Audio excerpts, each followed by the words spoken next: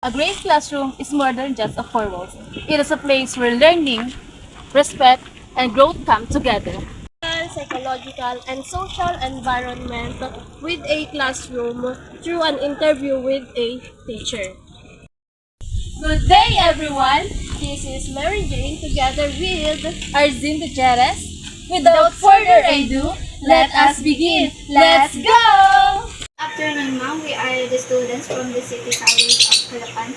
May we ask you questions about strategies of teaching? Hey, good afternoon. I'm Princess Joy de Castro, teacher 3 in at parang elementary school. I'm teaching grade 6 pupils.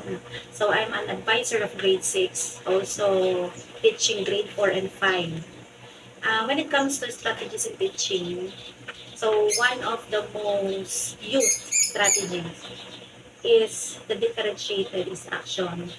So, napaka-effective ng differentiated instruction kung saan makikater mo yung iba't ibang uri ng bata, different styles nila sa pagdating sa uh, pagkatuto.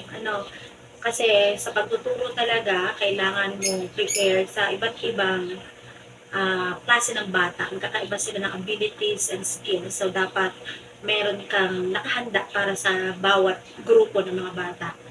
And as well, yung direct teaching, napaka-effective din yun. Tsaka yung scaffolding technique, yung the I do, teacher muna, we do, and you do. Kasi ikaw ang model ng mga bata kung ano yung tinuturo mo, yun yung gagawin nila. So, pagdating sa strategies, marami kasing strategies na kapag kayo ay nasa field na, tutulungan. At ang pinaka-effective nga dun ay yung isang differentiated at saka yung scaffolding and yung direct teaching. Na hanggang ngayon, ako ay magka-10 years na, mula noon hanggang ngayon, ito rin yung aking ginagamit para sa aking mga pupils.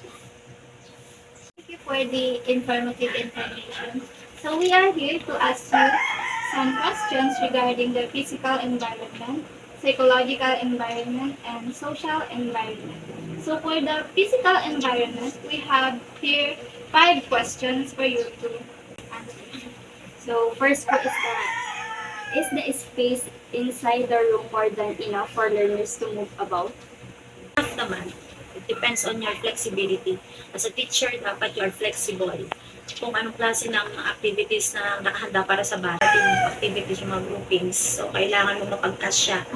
Kasi whether your pupils are enough for the space of the room or higit pa, so kailangan mo pagkasyahin. So nasa yung technique and flexibility kung paano mo magagamit yung the whole classroom in your teaching and your strategies. Does the room arrangement match with the teaching learning principle? Are there several room arrangement in the classroom? Wala naman kasi kung ano lang yung magkakasya doon sa loob ng classroom. Pagdating sa room arrangement, dalawang aking ginagamit. Isa yung by row, and that isa naman, minsan, I use the horseshoe style. So, pareho naman siyang effective. It depends upon the number of your pupils inside the room. At kapag marami, syempre, I go on with the row. The number of pupils are lesser. So, pwede ako dun sa horseshoe. No? And kasi kapag naka-horseshoe, mas madaling kumilos din ang mga bata. At ikaw na teacher na nasa unahan. Visual display attractive and do they stimulate learning? Yes. Visual display can stimulate learning. Specifically, dun sa mga primary, grade 1, 2, 3, yan. Kasi yan yung foundation. Kailangan meron din yung, kasi they are more on picture. Nagsisimula sila sa picture reading. Pero pagdating sa intermediate, maganda din kasi, alam mo yun, yung retention, kapag nakikita nila yung mga naka-display, lalo na tungkol sa mga activities, let's say, halimbawa, part of speech, nare-retain. Kaya may malaking bagay yung mga visual learnings na yan. But as of now, kasi nung time ni VP Sara Duterte, pinatanggal kasi yan. Pero utay-utay naman nagkakaroon din. But, in to sum up, mahalaga, very important ang mga visual learning for me. Promises safe and its classroom space free from hazard. Yes, of course. So, kailangan talaga ang school is free from any hazards. At yan ay sinusure every brigada eskwela. So, katatapos ng brigada, so, bago nag-start ang klase, sinigurado ng school faculty and non-teaching and teaching na the school is free from hazard, even the classrooms.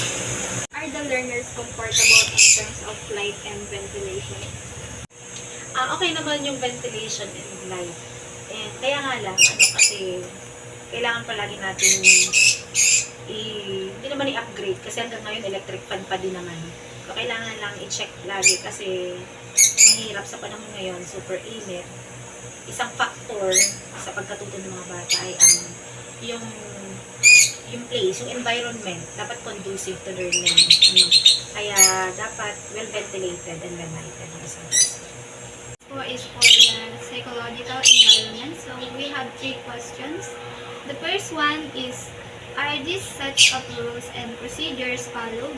And what are these? Okay, when it comes to rules, ini-involve namin ng mga bata sa pagbuo ng mga rules. Kasi maganda yung involvement nandun sa paggawa ng mga rules.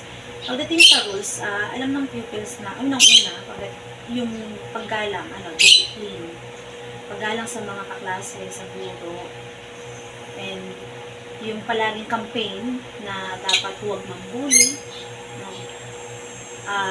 pagsagot ng magalang, ay yung mga rules na yan, ay guided sila niyan, kasi sila mismo ang gumawa niyan. Sila ang nanguna para ilisti ang mga rules na yan. So, mula nang magpahanggang ngayon, malaking bagay yung rules na involve ang mga bata sa pag-create nito. Are these sets of expectations that can motivate the learners to learn? Of course, so meron mga sets of expectations. In every lesson that you're teaching, kailangan merong expectation kasi yun yung pinaka-guide nila para may matutunan sila. Pero hindi lang yung expectation na from the subject itself. Kailangan may expectation din ay kung saan matatouch mo yung puso nila. Kasi pagka nakuha mo yung kanilang attention through emotion, mas ginagalingan nila, mas pinuproof nila na kaya nilang gawin ang isang task. One is, are these observable in the classroom? The first one is classroom atmosphere based on trust, cooperation, and empathy. Yes, of course. Second, modeling of positive attitude, respectful behavior, constructive actions. Of course. So, tayo mga guro ang model din. And of course, yung ating mga officers, yung mga nagkakatiwalaan natin, yung mga batang nangunguna sa klase, malimit sila yung model. The third one, avoidance of ridicule, sarcasm, superiority in the classroom. Yes, so lagi natin na-avoid yun. Laging paalala sa mga bata. The last po is opportunities for learners to share their experiences and learning with each other. Yes, talagang laging we have to give them time and we have to give them chance to share their experiences kasi from their experience, natututo din yung iba nilang kaklase. The social environment, we have 3 questions. First is, are there opportunities for positive interaction inside the classroom? Yes, always. So, ang positive interaction ay very important. Sa simpleng pag-lesson teacher, pagsagot ng bata, you have to give him or her praises, yung simpleng very good, tama, And kung halimbawa naman na medyo sablay ang sagot ng bata, dapat may in a good way din sasabihin ng guro. And kapag may mga collaborative activities, so nag-build yung positive interactions ng mga bata. Are there outdoor activities that foster friendship, camaraderie, and cooperation? Yes, hindi nawawala. But as of now, so dahil meron na tayong yung DepEd calendar, yung 3 term, yung panahon ngayon, mahaba ang instructional block. So, talagang pag instructional block, instructional teaching learning lang. Walang maraming activities. Doon yun sa end ng block. Pero nung previous year, meron talaga yung mga activities like school meet, walang wika, na talagang doon nagkakaroon ng friendship, camaraderie, yung mga bata. But inside the classroom, yan din naman ay na-form yung mga friendship and camaraderie niyan through different group activities. For the last one, how are individual needs and differences considered? Talagang we have to consider the individual differences and their needs. In crafting our lesson plan, that's the number one task of the teacher to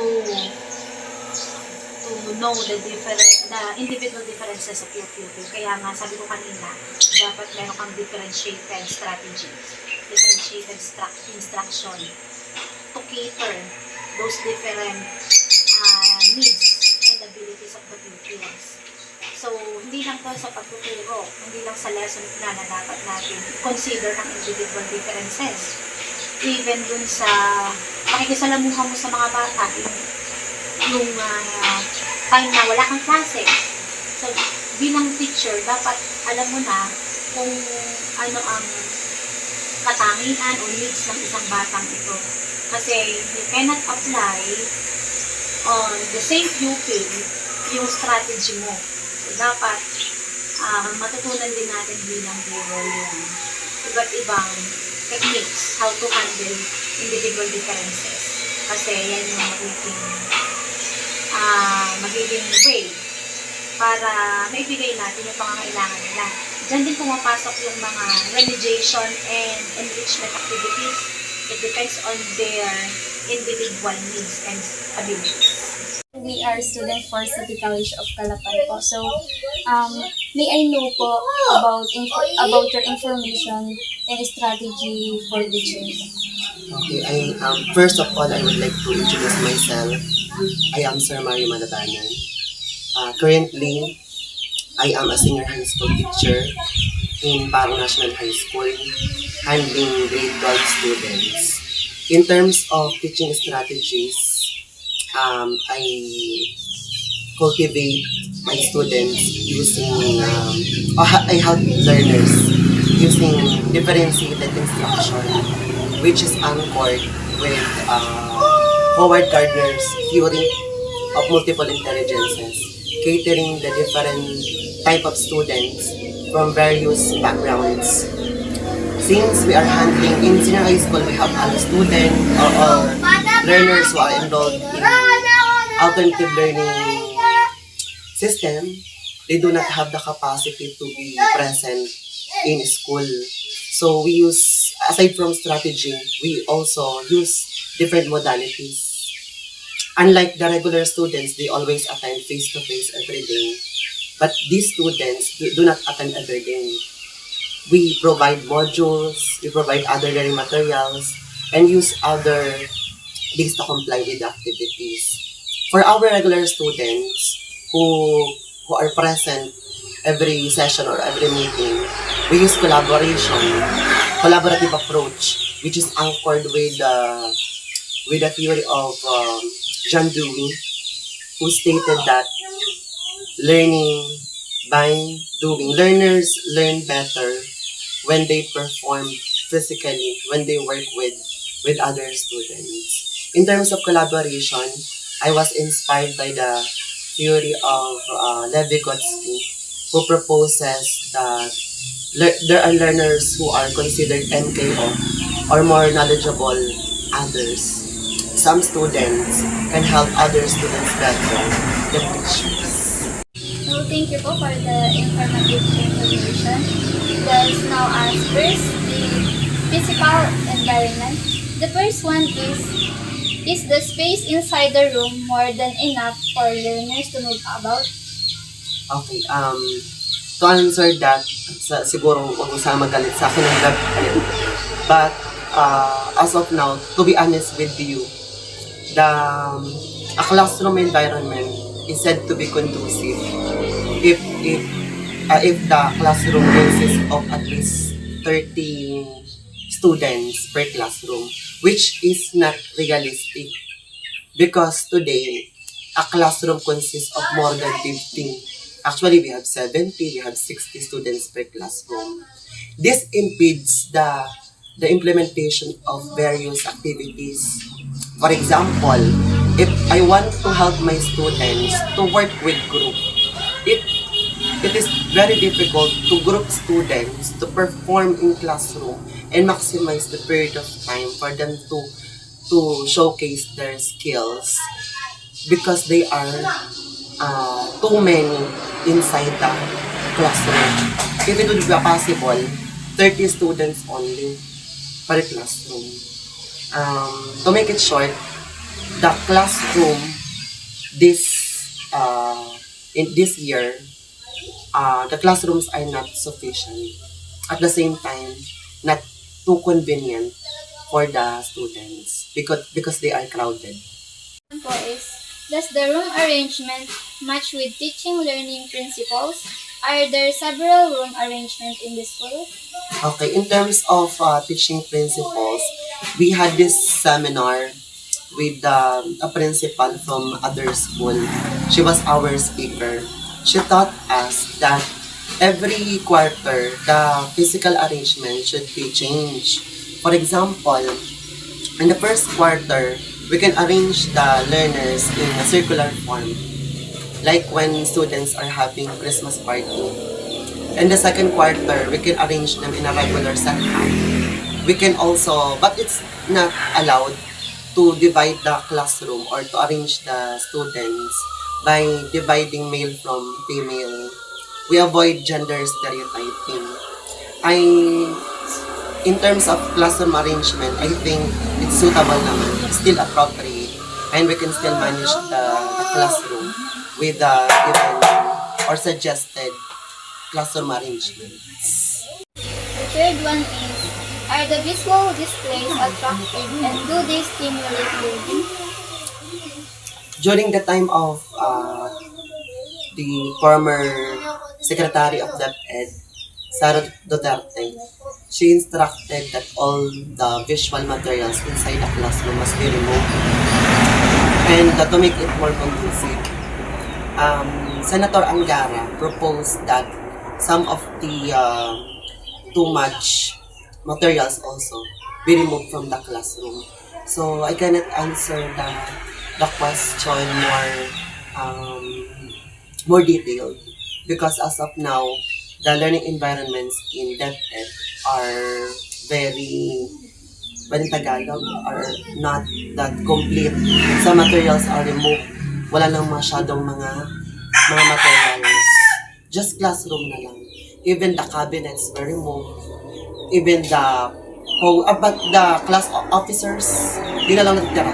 Classroom officers, PTA officers, and other information. But those materials that are relevant in teaching, they were instructed to be removed inside the classroom. Third one is, are the school premises safe and is the classroom space free from hazards? Okay, we don't have, in our school, in Parang National High School, we do not have security guard or hired or employed security personnel. We teachers act as security personnel ourselves. Every morning, we check the things inside the bags of our students, and we are sad to identify that some students bring harmful weapons inside the school. May nahuli kami nagdadala ng patalim, kutsilyo, and may nagdadala ng vape, sigarilyo, at saka alak sa loob ng bag, which are, of course, part of the school policy. Bawal siya. Pero still ginagawa pa rin ng mga estudyante. If I'm going to rate 1 to 10, it's safe, I guess, 7 as of now. Out of 10. Pero kung magkakaroon po kami ng security personnel employed directly by that head or by the school, siguro po ay mas maging maaluman yung pag-monitor ng safety and safety ng aming mga estudyante. One is, are learners comfortable in terms of light and ventilation? Yes, we are provided. Actually, one of our teachers, Ma'am Lavinia Pueto, she tapped or coordinated with some agencies, companies, private institutions, and non-profit organizations. The company provided us complete set of light ventilation, also toilet sets, and also lighting equipment. All classrooms have complete ventilation and light. Po sa psychological environment. So first po are there set of rules and procedure followed? And what are these? Okay. During the opening block, in DepEd, we have opening block 5 days before the start of classes. During the first day, our guidance counselor, Ma'am Dina Manalo, she invited all the parents and discussed in detail or comprehensively the school policies. Some of these are the students should have proper or appropriate demeanor towards the teachers and other personnel and also with the other students. Bawal magdala ng patalim. Also, yung frequent na cutting classes and absences ay dapat iniiwasan. Bawal manigarilyo, bawal mag-vape, bawal na vandalism, bawal yon, saka paninira ng gamit sa loob ng school. Meron tong first offense, second offense, and third offense. Ang example ng third offense ay cheating. So, pag nakita ng teacher na nagdadaya ang estudyante, that's automatically level 3. Ang katumbas noon is 3 days na suspended from classes. Ang example naman ng first offense ay yung demeanor against the teacher. Biglang nagmura ng intentionally. So that's first offense. Ang unang ginagawa, patawag ang parent. Second offense naman, together with the guidance office, together with the principal. Then third offense naman ay yun yung class suspension. At pag mas malala pa, ay yun ay sa under na ng DSWD. Hindi na ng paaralan. An example of that is rape cases. Bata ng rape sa kapwa estudyante. So that is beyond na sa level 3. Lahat ng ito ay na-present during the opening block before the start of the classes. Na-explain sa parents at the same time na-explain sa mga estudyante.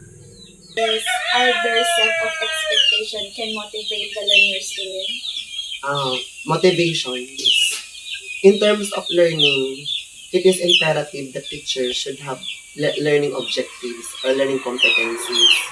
But it is difficult for the new curriculum. I mean, for the shift of curriculum. Our old curriculum is still following the old objectives. We do not have this term like the use of ESRO model. Yung ESRO model na kaya i-assess ang mga estudyante na pina-follow yung isang standard na assessment.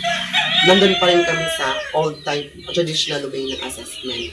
Unlike our new curriculum, they follow different types of assessment. They follow different expectations or objectives. Meron na sila mga context of learners. Yung context of learners, mag-a-unpack pa ng mga competencies. Unlike grade 12, na sila ay old curriculum pa, same pa rin. Same pa rin ang competency, same pa rin ang objectives. Now, mas maganda yun na sa new curriculum ng grade 11 because I'm handling sila high school. Yung mga grade 11, for example, sa effective communication, you choose a context or an activity or event, then you will try to unpack different competencies across the year. Pwedeng magsimula ka doon sa dulong competency or sa gitnang competency. Ilagay mo lang sila sa unahan. Na-align dun sa event na, for example, job interview o kaya naman mag-speech sila sa stage. Pwedeng sa dulo ka mag-start. But unlike sa old curriculum, talagang you have to start from the beginning up to the end. But in terms of expectations, they do have expectations naman. Pero nagiging creative ang mga bata dun sa new curriculum na objectives, yung way ng pag-unpack ng competencies which serve as the blueprint or the expectations para sa learning ng mga bata. In the classroom, like classroom atmosphere based on trust, cooperation, and empathy. That is part of we teachers, we are being checked by the school head as well as the students. Actually, in number 6 indicator, it is stated that students and teachers must cultivate care, empathy, compassion with other students from different backgrounds. Teachers should motivate the learners to make the learning more effective. It is always evident or available, not only in classroom observation, but in a daily learning experience of our students.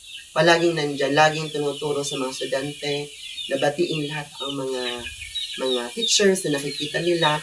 Bawal ang bullying sa loob ng klase. Talagang mas maganda ngayon, talagang may DepEd naka-publish na yung school policy na ang mga bata natututo na ito yung dapat gawin, ito yung dapat hindi gawin. Mas na po-promote yung tinatawag natin na respect inside the learning. And constructive actions. Okay, when we say constructive actions, teachers are not imposing this kind of behavior to the students. Teachers just guide. Students try to make this behavior on their own. Sila ang nagde-develop. Ngayon po ay masasabi ko naman na 50%, hindi ko alam kung tama ang calculations ko, pero nakikita ko naman na at least kalahati ng mga estudyante per classroom. They know how to improve themselves. Like for example, sila ay grade 9, ito yung mga behavior na ginagawa nila, talaga masasabi natin mas marami ang nagkakating classes. But after 1 year, after 1 quarter, nagbabago yung ugali ng mga estudyante. Ibig sabihin, sa pag-i-implement ng mga policies na ito, sila ay nag-i-improve. Next one po. Avoidance of ridicule, sarcasm, superiority in the classroom. Yes, bawal din siya. Yan ay part din ng school policy. Sarcasm, siguro part na yun ng rule number 1. Part na siguro siya ng word of respect. Although, not stated na huwag gawin itong sarcasm, behavior, or expression. Siguro part na siya ng rule number 1. To respect teachers, to respect students, and then regarding may I just ask the previous one, aside from the sarcasm, ano pa yung ibang nakalagay? Superiority po in the classroom. Superiority. Like bullying. Yung bullying na estudyante, they find themselves as stronger than other students. So, bawal din yun. Bawal ang cyberbullying, paggamit ng online platform para mambully ng other estudyante. O kaya, kahit yung physical bullying or verbal bullying na mas napipil ng bata na sila mas matapang, mas malakas sa kanilang kapwa estudyante, pinagbabawal yun. That is part of the school policy. At ina-observe din yun. And last po. Opportunities for learners to share their experiences and learning with each other. Yes, especially in senior high school, mas intensified, mas extensive yung sharing of experiences. Last year, wala pa ang new curriculum. Meron silang 160 hours or 80 hours of work immersion. And then after the work immersion period, they will have this exhibit. They will present or showcase, share all the experiences that they had during the 80 to 160 hours of work immersion. And yung mga group activities, ganun din. Bawat teacher, bawat klase, anumang subject yan, ay talagang laging may collaboration. laging may sharing of expertise, teachers and also students. Sa students naman, mga group activities palagi. Pag teachers collaboration, may mga learning action cells na tinatawag to improve teaching and to improve learning. For the social environment, we have 3 questions here. So first is, are there opportunities for positive interaction inside the classroom? Okay, positive interaction, which is also known as positive, nagsimula yun sa positive discipline. Well, may I give you a comparison kapag depende sa strategy na ginagamit ng teacher. Natry ko na maging sabihin natin na strict sa mga estudyante. Mas less ang interaction sa mga estudyante when the teacher is strict inside the classroom or traditional. Pero kapag ang in-implement natin ay medyo sabihin natin na mga bata ay mag-interact with each other, saka yung boses ay medyo hindi siya mataas, medyo light lang, ang mga estudyante ay mas nagiging engaging. Hindi sila natatakot. Hindi sila natatakot na makipag-interact sa teacher. Hindi sila natatakot magtanong sa teacher. Pero pagpasok mo pa lang, for example, simangot na ang teacher, o kaya naman ay boses ay talagang sabihin natin nakakatakot, less yung interaction. Discipline is present. Ang bata susunod sa'yo. Ang bata, na-disiplina. Pag sinabi mo maglinis, pag sinabi mo gawin to, mabilis. Mabilis mag-control ang classroom. Pero ang mawawala ay interaction. Mawawala yung tinatawag natin na collaboration.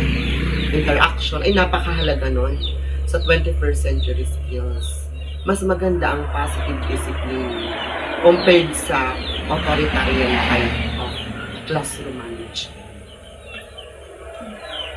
Second question. Are there outdoor activities that foster friendship, camaraderie, and cooperation? Last year, but this year na iniba ng DepEd yung sabihin natin na yung less activities. Kasi ngayon no interruption of classes. From 7 a.m., kung at the end ng kanilang klase, kung 4 p.m. yan or 5 p.m., klase lang. Kung may interaction, that is merely collaboration sa loob ng klase na intended for a specific subject. Pero yung dati, for example, celebration of Nutrition Month, ang mga bata nakagulay, may time sila para magsaya, wala na. During English Month, meron sila mga group contest, na masaya ang mga bata, spoken poetry, wala na. Wala na ngayon. Yung kahit yung PE, yung intramurals, kasabay na ng journalism, kasabay na ng science, sa end of term block na hindi na ma-enjoy ng mga estudyante. Unlike dati per month, may mga activity, napakaraming opportunities sa mga bata para makilala yung ibang mga estudyante, para makilala ang kanilang sarili, para maging masaya. Psychosocial activities kasi yon. Pero ngayon, less na. Bawal na. Talagang pag-instructional period, purely instruction. Less interruption. Meron pa rin naman, pero group activities. Pero yung malalaking events na talagang sila ay mag-enjoy, na sila ay mag-explore socially, less na. For the last part, how are individual needs and differences considered? During the first day of classes, nagkakanda kami ng tinatawag na personalized or individual monitoring of students. An example of that, IM test or MI test, multiple intelligence test. Nagkapatest kami yung standard na kay Howard Gardner na test. Tapos may identify natin kung ano yung kanyang intelligence, kung siya ba ay kinesthetic learner, kung siya ba ay logical intelligent or analytical learner. Yung data from that, yun yung ginagamit namin sa group activities para lagi kami may basis. For example, bakit naka-group itong mga batang ito? Na group 1 to 5, sinasabi namin yung group 1 is logical, Yung group ko ay musically intelligent. Laging may basis ang grouping. Foster, sa school, ito ang pag-cater namin ng differences or individual needs ng mga estudyante. Good afternoon, ma'am. We are the student from City College of Calapan. May I know your personal info about teaching strategies po? Sa teaching strategies, depende kasi sa pinag-tutuan. So, ang experience ko in private school is sa secondary, sa Holy Infant. So, mas mataas yung approach. So, kailangan ay magaling ka talaga mag-English kasi English speaking ng mga bata. Then, nung nag-public na ako, sa kinder. So, kita mo yung age difference niya. So, yung approach mo, kailangan playful ka din.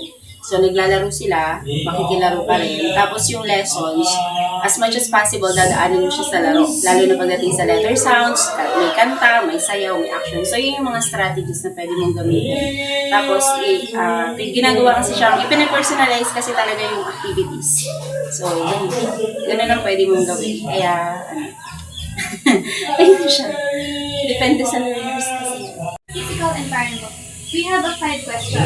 First one is the space inside the room more than enough for learners to move about? Okay. Sa elementary, sa situation namin, okay naman. Kasya naman siya. Kasi ideally, ang isang classroom ay 35 to 45 kapag intermediate. Yung sa 4, 5, 6. Pagdating sa kinder hanggang grade 3 ay at least 25 para ma-hold mo pa yung bata. Kasi yung classroom dito sa atin, sa Pilipinas, usually, yung standard, hindi naman ganun kalalaki talaga.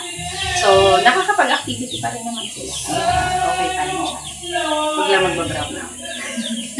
Kasi mabanas. Second po, does the room arrangement match with teaching learning principles? Are there several room arrangements in the school?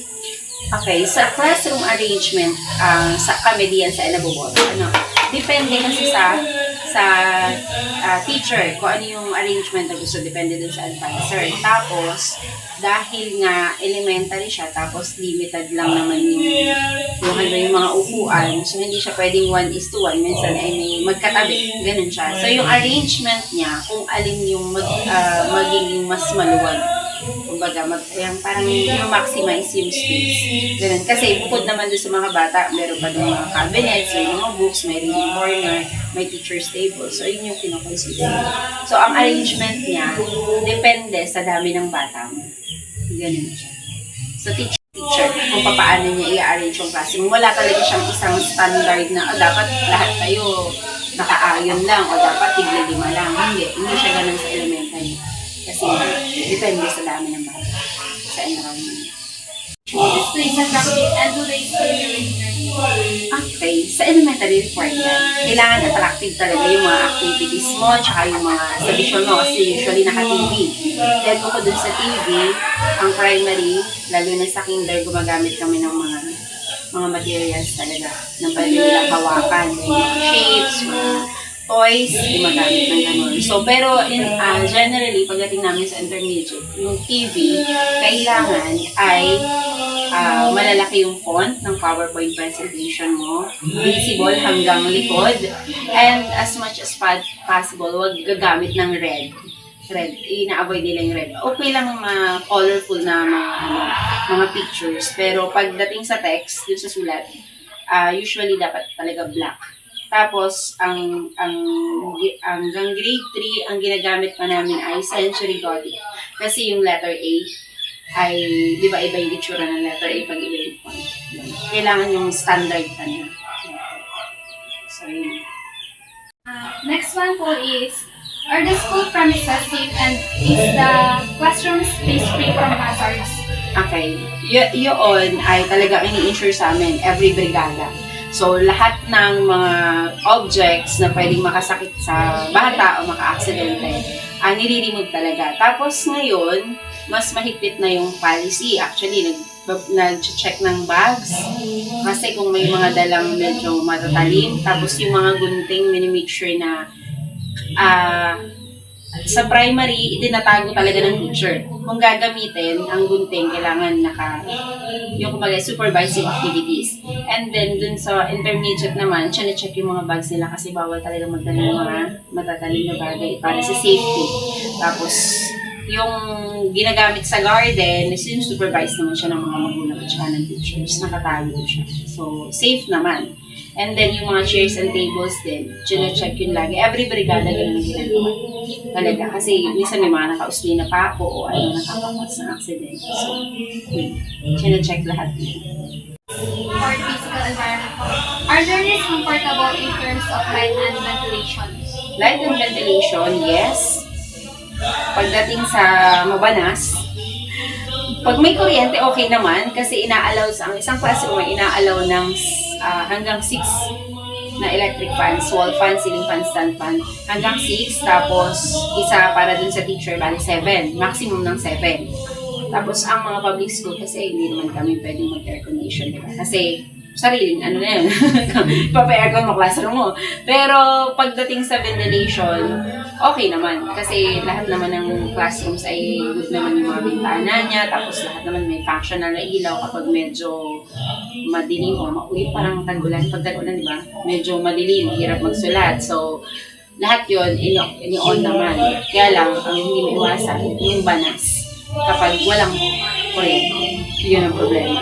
Pag meron kang 35 na bata sa isang classroom at walang kuryente, talaga namang lahat kayo ay nagpapay-pay, teacher at estudyante. So, ngayon, okay naman ang ventilation. Is for psychological environment. So first po are there set of rules and procedure followed and what are these po? Okay. Ang elementary kasi, di ba may mga rules naman, lahat naman ng school nagpapatupad yan. So, lahat ay may mga rules and regulation na pinapatupad. Yan ay ino-orient ang magulang before magpasukan and then ino-orient din ang mga bata during yung first weeks.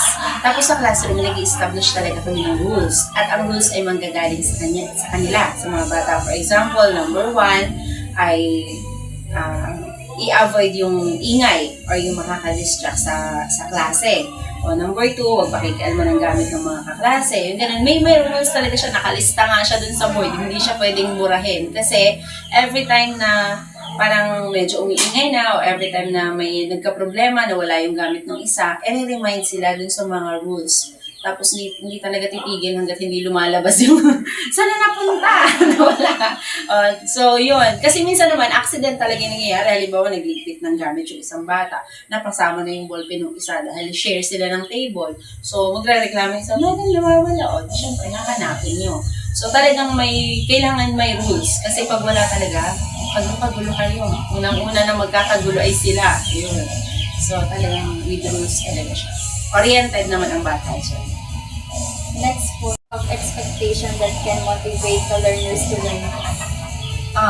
Nag-aano rin kami yung sa expectation. For example, ay at the end of the week, ina-expect ng teacher na yung mga lesson or wala silang na-miss na lesson or mga assignment, mga homework. So, as advisor, i-check mo talaga siya isa-isa dun sa mga bata. And then, kukumustahin mo rin siya dun sa sa intermediate kasi kami ay naka-departmentalize na. So, kukumustahin mo rin sila. Ma'am, kumusta na po aring bata na aring ganun. Kung namimit pa ba niya yung expectations sa kanila. Kasi yun ay kasama sa orientation sa kanila. Pagka magsiset ka na ng rules, isiset mo rin yung expectation ng mga bata. Yung expectation nila sa'yo, kailangan ma-meet mo din. And then yung expectation mo sa kanila, yun din yung i-meet nila. Kasi nga, kailangan ay mutual siya. So, ganun. Tsaka, paulit-ulit. Yun lang masasabi ko sa inyo sa elementary, paulit-ulit. Yung nasabi mo na ngayon, you have to remind them tomorrow, the day after tomorrow, and ganun talaga siya. Yun yung normal. The third one is, are these observable in the classroom, like classroom atmosphere based on trust, cooperation, and empathy? Observable naman siya sa classroom. Kapag naset mo na talaga kasi may section ng bata na nagkakasama-sama, medyo makukulit talaga lahat. Pero once na, as advisor, na-set mo na sa kanila yon sa unang pasukan pa lang, yun ay talagang makikita mo naman sa kanila katulad namin dito sa elementary, meron kaming isang section dyan na grade 5. Sobrang maano yung mga bata. Alam na nila yung gagawin nila. Halimbawa ay every morning, alam na nila yung morning routine nila, magdadasal sila. Hindi na kailangan si teacher yung mag-i-initiate na, sige, magdasal na tayo. Hindi. Pag tumingin sila sa relo, nakita nila, it's 7:15, nandyan yung advisor o wala, may mga class officers na mag-supervise nun. Makikita mo nila, nag-exercise na sila. Sige, tuturo na ako. Ganon siya. Kasi nga, nakaset na sa kanila.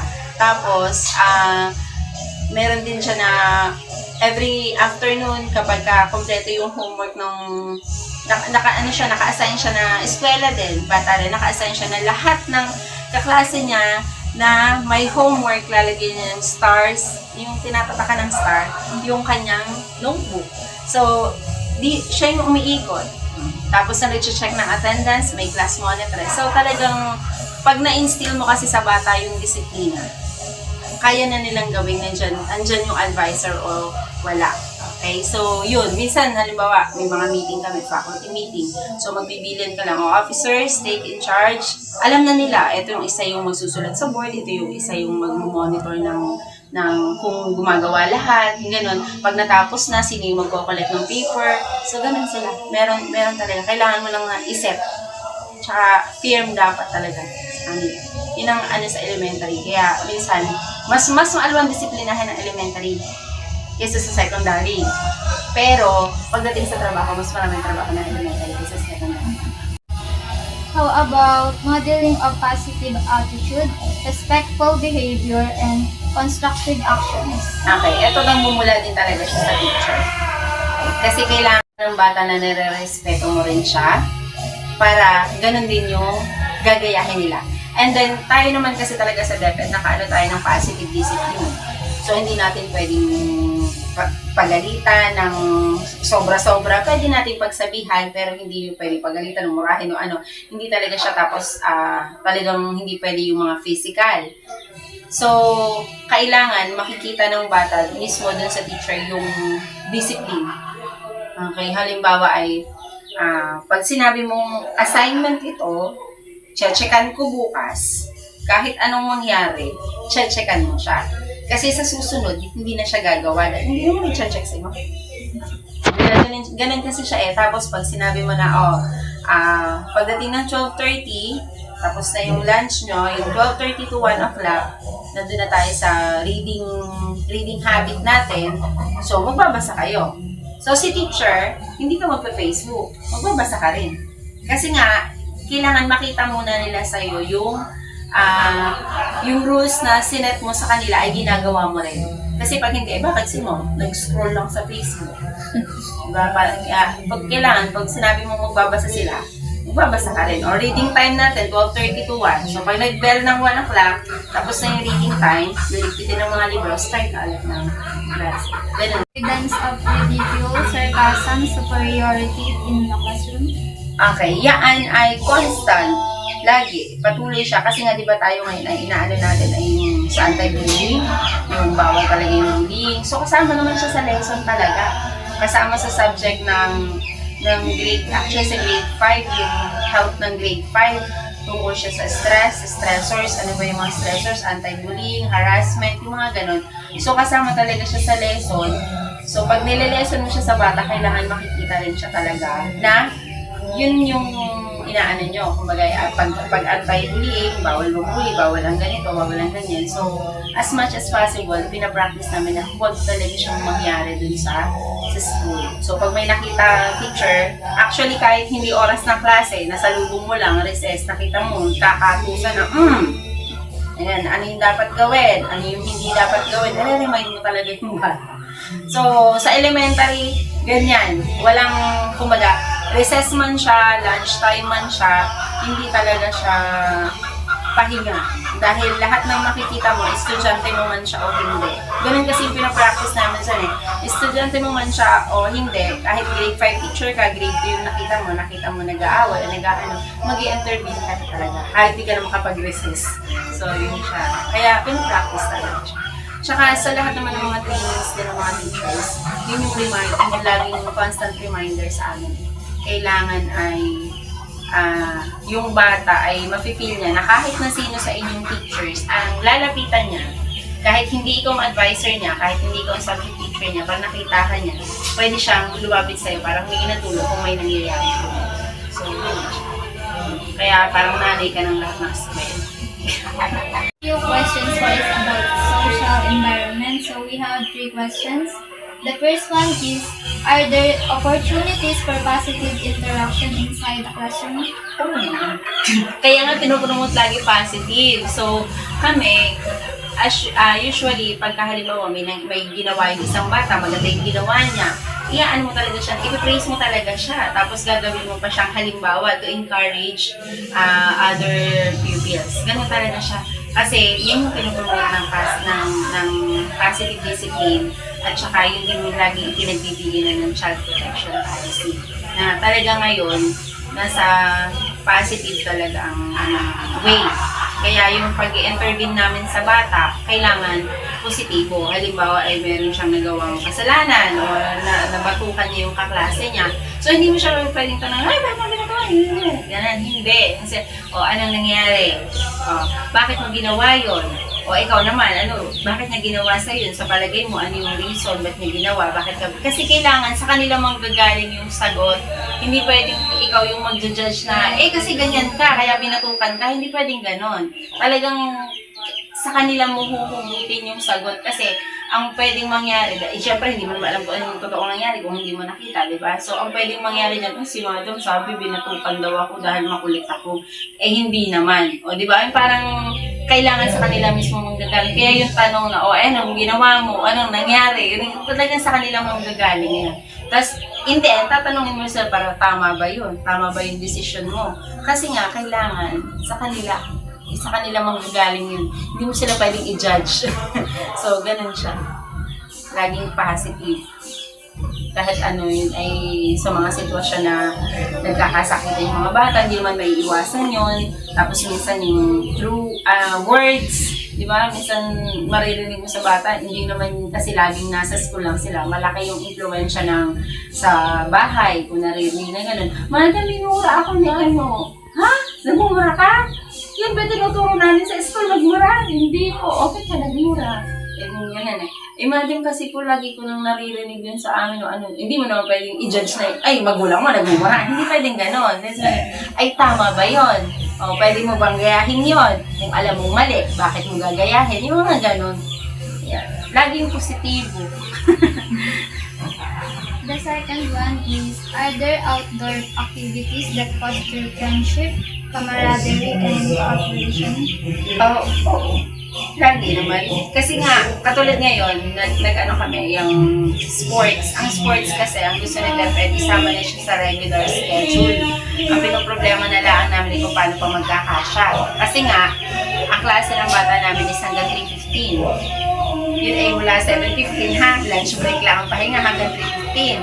So, ang possibility na lang, yung mga sports activity, sports club na gustong salihan ng mga bata, gagawin namin ng 3:15 to 4:15. So, mag-e-extend pa ng another hour yung bata. Pero, pinopromote talaga na magkaroon ng mga school sports club. So, doon, mabubuo yung discipline, yung friendship nila kahit hindi naman sila magka-grade level or hindi sila magka-section, hindi sila magkasama oras-oras sa school. So, pagdating sa sports club, hiwa-hiwalay sila, nakakabuo sila ng bonding dun sa ibang mga bata. Kaya ipinopromote talaga ng DepEd ang sports. So, mag-i-introduce sa mga sports and teacher din yung magpa-facilitate ng mga sports. So, yun yung mga activities. Tapos, meron yung school meet, meron ding zonal meet na ang kasama ng Boboto, Calaw, and Ginubatan So, yung mga bata namin, maghahalo-halo yan. Sila yung magkakalaban. So, doon, nagkakaroon sila ng mga kaibigan from other school. Tapos may social media na, minsan yung mga ka-chat. Madam, ka-chat ko po yung magiging kalaban ko sa chess. Di ba? Yung parang nagkakaroon ng way. Tapos, may mga activities din katulad ng mga camping. So, yung mga ganong activities ay nakakahalubilo sila dun sa ibang mga bata. So, yun. Sa naman ng mga bata yun. How are individual needs and differences considered? Okay, sa individual needs, pagdating sa academics, talagang kailangan mong gumawa ng differentiated activities. For example, hindi lahat ng bata ay kayang isolve itong problem na to kasi hindi pa siya ganun kagaling pagdating sa comprehension. So, kailangan mo siyang bigyan ng ibang activities na numbers na lang, isosolve na lang. Ganun siya pagdating sa math. So, yung iba naman, may bata na ang galing-galing niya mag-drawing pero hindi siya marunong sumayaw.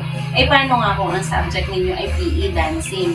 Di ba? Yung parang, ano gagawin ko dito sa batang ito? Hindi pala marunong sumayaw.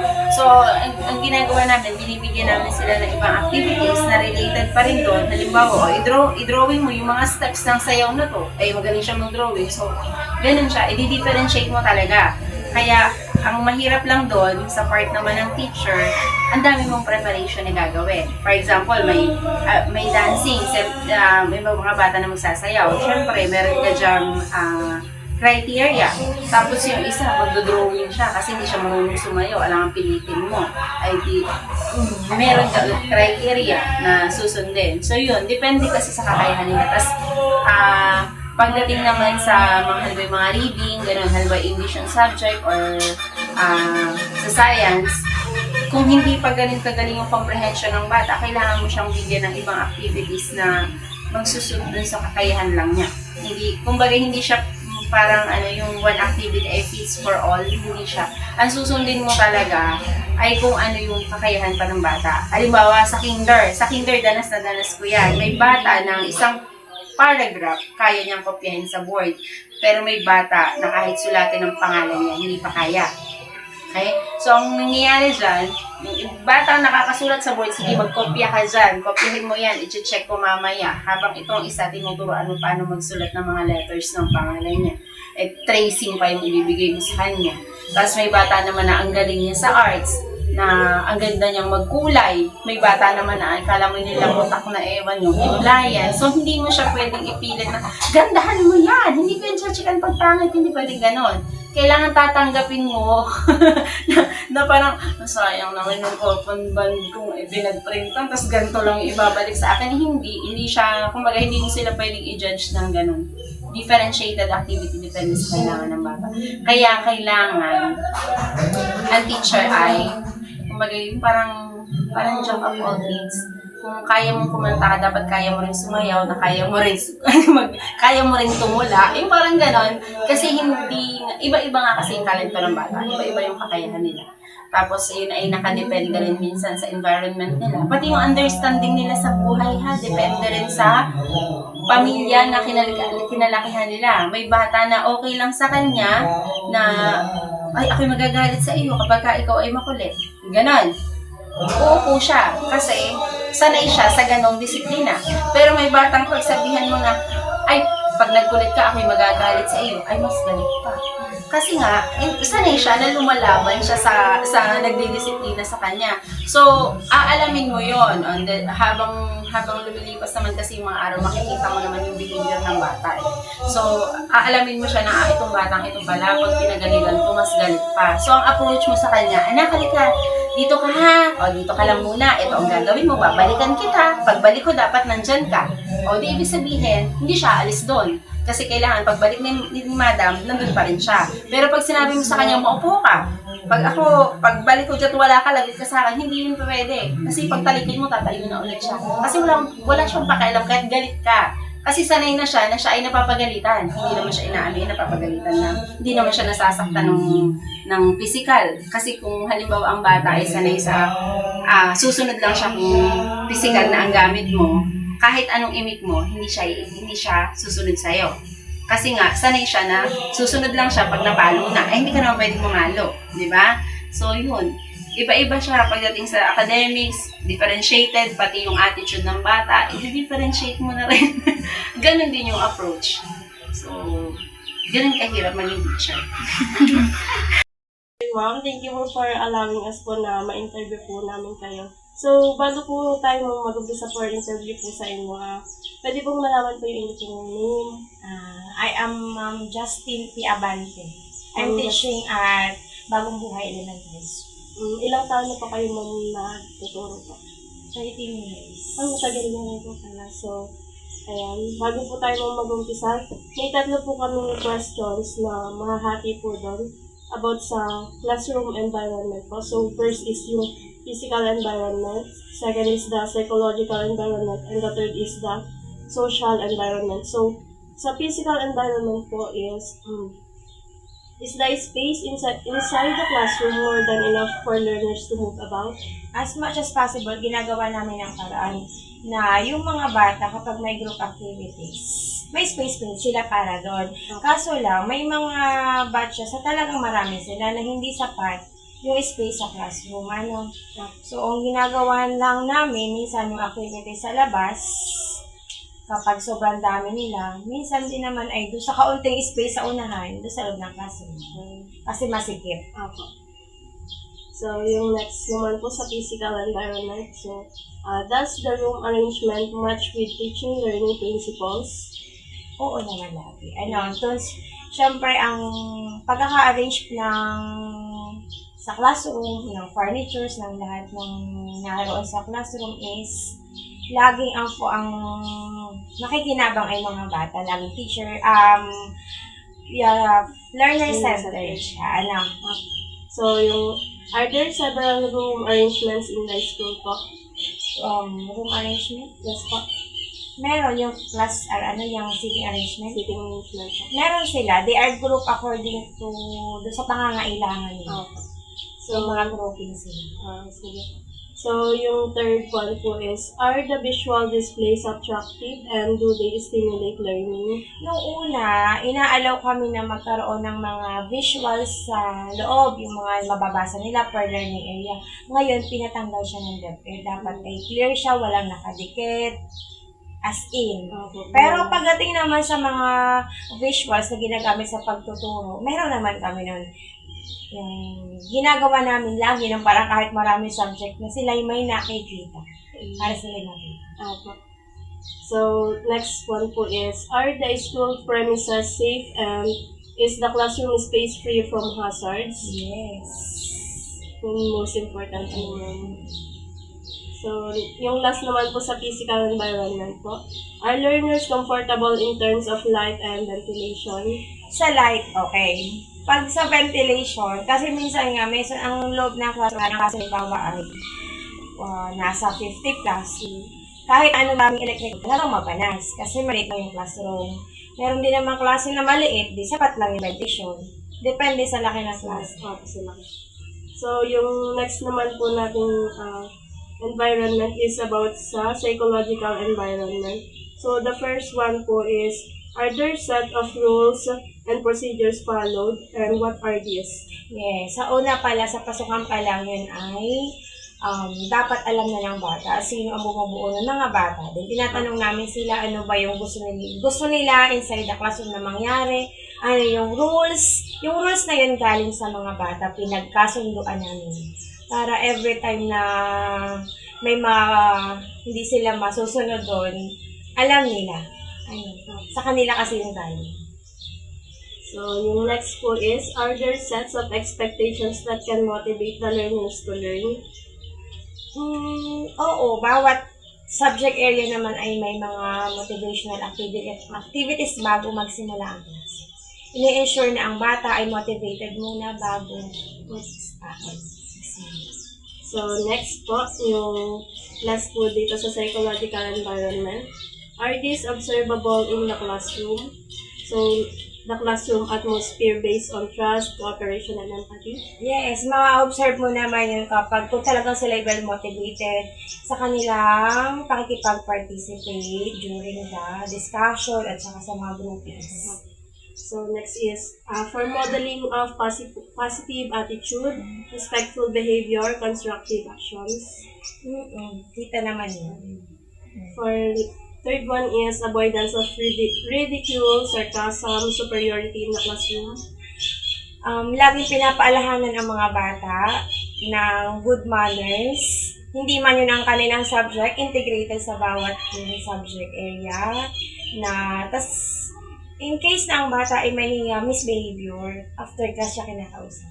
Hindi sa harapan ng kaklase, hindi sa harap, sa oras ng klase kasi may tendency na although nakagawa siya ng hindi maganda, mapapahiya talaga siya. So after class, pag wala na siyang ibang bata, one-on-one, sa teacher. So, yung last po dito sa psychological environment, opportunities for learners to share their experiences and learning with each other. Meron naman. Okay, integrated din yan sa mga group activities. Kasi, So, ang next naman po natin is social environment. The first question po is, are there opportunities for positive interaction inside the classroom? yes.